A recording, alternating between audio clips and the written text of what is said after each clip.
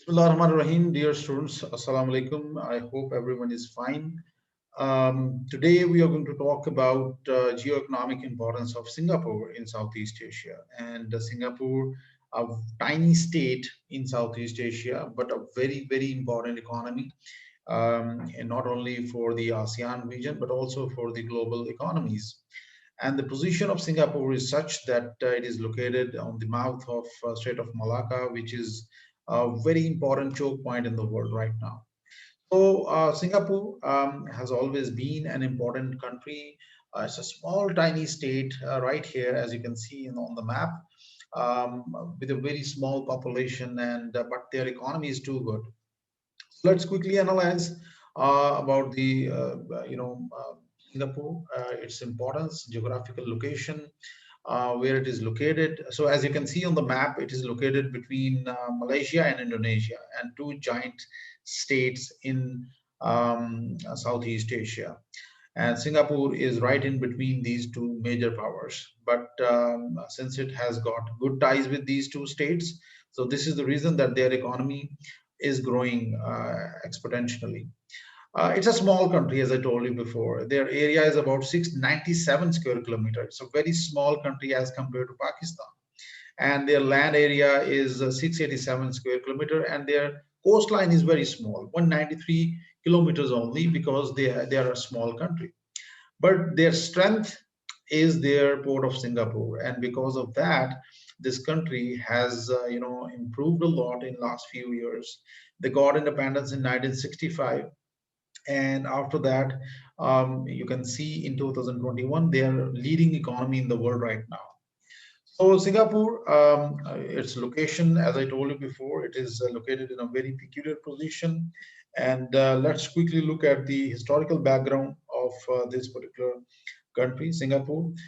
In the 13th century, a kingdom known as Singapura was established on the north bank of Singapore River, and that was the early history of this particular country. And in the 15th century, Singapore had declined as an international trading port due to the Malacca Sultanate. So Malacca Sultanate actually were controlling this area in the 15th century, and because of that, the peculiar importance of Singapore shrunk. In the 17th century, Singapore's main settlement and its port were destroyed by the punitive force from Aceh. Aceh today is part of Indonesia, but at that time it was a very powerful kingdom, you can say, and they attacked this area, and they destroyed this area. In the 18th century, the Britishers they formed this their settlement in this area, and also established international port on the island for British Empire. So this is the time in the 18th, 19th century when this country, Singapore, started improving after that. So late in the 13th century, as I told you before, this was the map of that particular, Singapura, and as you can see, it's a historical map. And in the 15th century, the Malacca Sultanate, which was controlling these areas, and they were also controlling Singapore. So this is the map of Malacca Sultanate. And in the 18th century, ultimately the Britishers, Sir Stamford Raffles, established a new settlement and international port on this island. And after that, the destiny of this country totally changed, and slowly and gradually it improved. So it remained under the Britishers' control until 1963. And after 1963, the Malaysians, they were controlling this country. So for 2 years they controlled this country, and after 2 years, Singapore got independence from Malaysia too. So this area, it has always been an important area historically. So since 1818 to 1963, there were three main networks of trade that existed in Southeast Asia at that time. That proved to be very, very important for the global trade and investment. So the first route was the Chinese network in the 18th century, and the Chinese network, or you can say a Silk Route, which used to originate from China right here and used to enter pass through all these areas, and this was very important route, you can say. So this route played a very important role. It passed through the Strait of Malacca, and then it touched the Indian Ocean and other countries around the globe. So this was the first route which played a very important role in Southeast Asia. The second route was the Southeast Asian network, which linked the island of Indonesian archipelago. So this route also existed at that time, and this also played a very important role in the development of this country, which is called Singapore. And the third route was obviously the European and Indian Ocean network, which linked Singapore to the markets of Europe and Indian Ocean. So because of the location of Singapore, where it is located, it is a crossroad of different civilizations actually. So the Europeans, the Indians, the Chinese, they had to pass through this particular area for global trade and investment. So Singapore ceased to be part of the British Empire when it merged with Malaysia in 1963. And after that, Singapore lost its hinterland and was no longer to administrative or economic capital of the Malay Peninsula. So Singapore got full independence in 1965, ultimately. So after that, this country started improving slowly and gradually. And today, they are one of the leading economy in the world right now because of their port. The port of Singapore is the world's busiest port, and in terms of shipping tonnage handled, with 1.15 billion tons handled in 2005. So this is the record, the record of the tonnage capacity which they handled in 2005. In terms of cargo tonnage, Singapore is behind Shanghai with 423 million tons. So the tonnage capacity of this particular port is 400 plus million tons.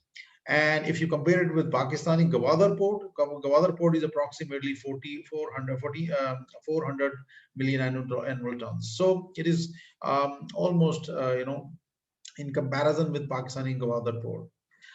The Port of Singapore handled about 36.87 million 20 food equivalent unit in 2020. 20 food equivalent unit means these containers which are there, and it handled about 36.87 million these containers in 2020 only, and over 4.91 thousand vessels sailing under the flag of Singapore in 2020, which means this is particular this is the backbone of Singapore economy, the port of Singapore. We'll discuss in the coming slides as well. So if you quickly look at the ethnic composition of this particular country, so the Chinese are actually dominating this particular part. The Chinese, they are the ethnically they are the Chinese, but they are Singaporeans, and they have got nationalities of course, and they are 74% of Singapore. And then you got Malay, who are about 13%, the Malaysians, you got Indians there, 9%, and other nationalities are also there. But predominantly, the Chinese, Malay, and Indians, they are controlling the ethnicities in Singapore. If you look at the religions in this particular area, so you'll find Buddhism at the top, and then you got Islam. It is also very predominant religion, and then you got atheist also. 18.6% Chinese are atheist, and then you got Christianity, Taoism, Hinduism. The Hindu population which is living there, they are the 54%. They are Hindus, Indian population actually. So this is the composition of different religions in Singapore.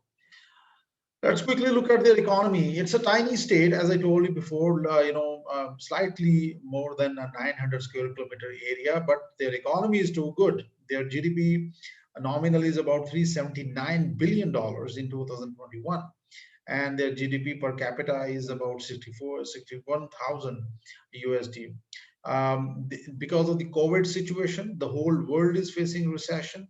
So their GDP growth has also faced, a lower growth, which was 3.4%, and their population is about 5.8 million, which is a very small population. But when it comes to Singapore, it's a tiny land, very, very small area. So for them, it is overpopulated. And by 2030, it is estimated that their population would grow to 5.9 or 5.10 million.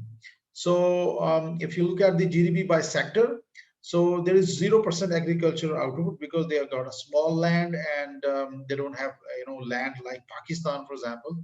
But we are a big country, so we are more than 800,000, but the Singaporeans, they are 950 around something a square kilometer area. So they don't have agricultural land, agrarian land. So they are relying on two areas, industry and services. So 75% of their revenue comes from services, and their industry is contributing about 24%. So if you look at the, as I told you before, if you look at the labor force of this country, this is about 3.8 million, which is a very small labor force, but keeping in view their economy, their size, this is too good.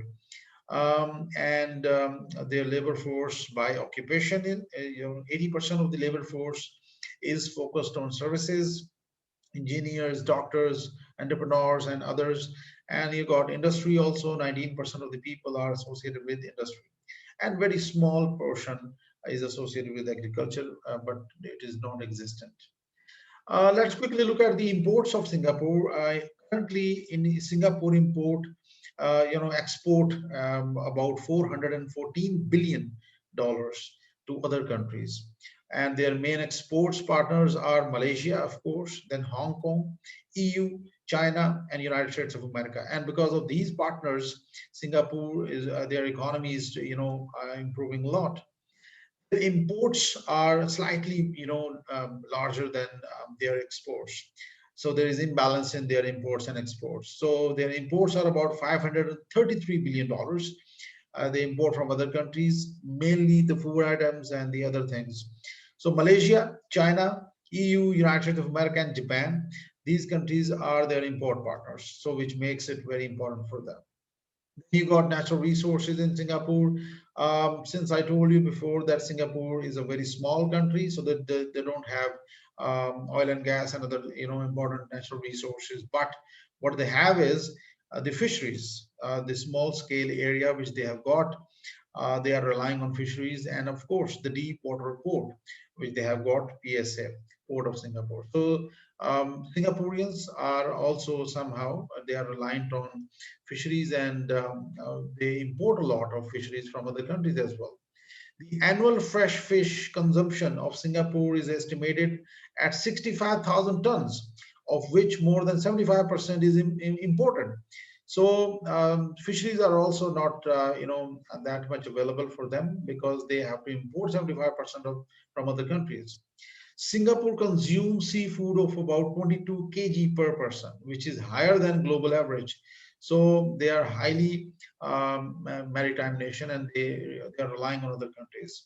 Since their agriculture is not good, so they are relying on other countries like Malaysia, China, and Australia for vegetables, and vegetable imports are mainly potatoes, onion, and cabbages.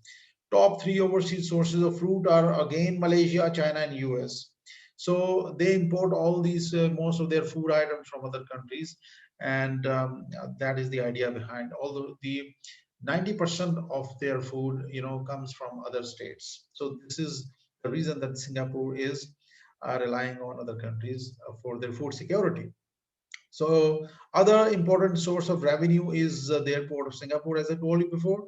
The airport is, I told you before that it handles more than 400 million annual tonnage capacity. Okay, and they have got about 67 berths for stationing of small and big maritime ships.